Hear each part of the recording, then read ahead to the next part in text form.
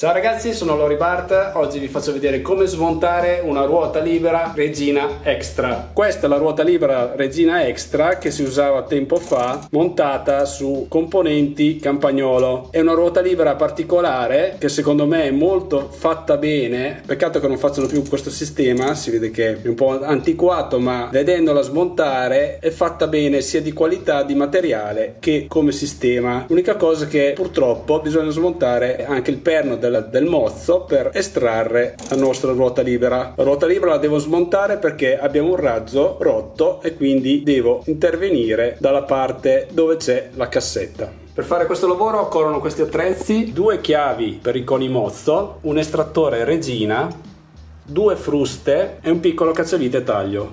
Come vedete, l'estrattore Regina ha i denti molto più sottili e più ravvicinati rispetto al sistema Shimano, quindi occorre per forza il suo estrattore dedicato. Nella descrizione del video metterò anche il link dove acquistare questo estrattore per ruote libere Regina Extra. Per smontare la nostra ruota libera dobbiamo togliere prima questo tappo di plastica con un semplice cacciavite taglio. Facciamo leva così piano piano senza rovinare la copertura di plastica e voilà, il tappo si estrae facilmente così. Nelle normali ruote libere bastava inserire il suo estrattore all'interno e svitare, ma purtroppo, come vedete, non entra perché il perno della ruota impedisce l'ingresso dell'estrattore, quindi bisogna smontare per forza il perno. Però prima di smontare il perno dobbiamo smontare i pignoni. Per smontare i pignoni occorre per forza 2 fruste. Perché dobbiamo utilizzare 2 fruste? Perché dobbiamo rimuovere il primo pignone che si svita in senso antiorario e quindi se non teniamo duro con l'altra frusta il resto del pacco pignoni girerebbe a vuoto. Quindi bisogna inserire una frusta sul primo pignone così dalla parte nel verso antiorario, mentre l'altra frusta lo mettiamo sull'ultimo rapporto in senso orario così.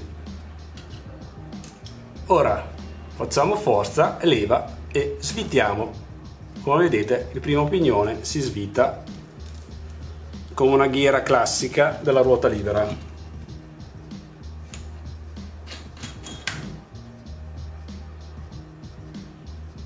Ok, ora smontiamo la frusta e sfiliamo il nostro pacco pignoni così. Come vedete ha un innesto molto differente rispetto ai pacco pignoni moderni, ha questo inserto a 3 vie, quindi praticamente ha un inserto obbligato, e adesso noi dobbiamo smontare anche questo corpetto della ruota libera che è ancora fissato sul mozzo. Per smontare questo corpetto dobbiamo appunto smontare il perno del mozzo.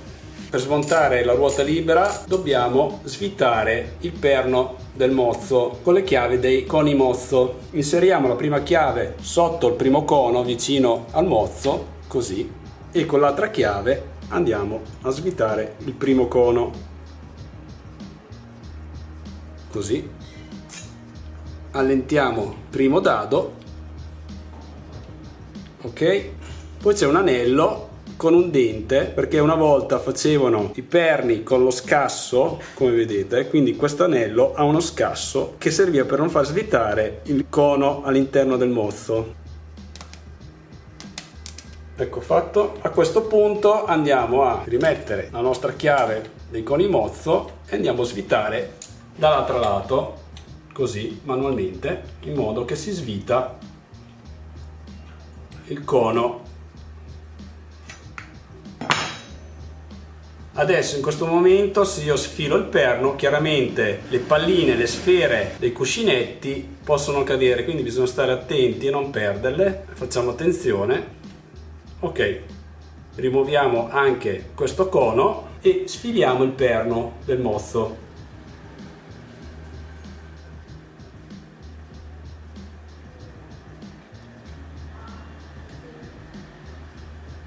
fortunatamente è molto ingrassato, quindi le sfere stanno a contatto con la parete del mozzo e non cascano. Però quando facciamo questo lavoro, controllare che non vi cascano le sfere in giro per il negozio oppure per casa. A questo punto vedete che abbiamo l'accesso con il nostro estrattore e possiamo smontare la parte della ruota libera.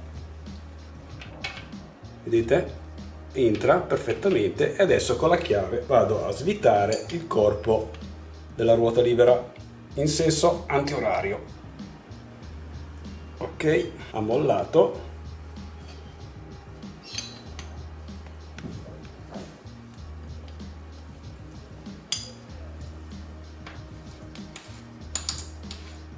Qui è vecchia scuola, ragazzi, quindi qui si parla di ruote libere di una volta che funzionavano benissimo. Peccato che questo sistema non funziona più, però non sia più utilizzato, ma anche perché fosse molto pesante rispetto alle nuove ruote libere, però duravano anche di più. Come vedete adesso è smontata dal mozzo e io adesso posso intervenire sul raggio rotto.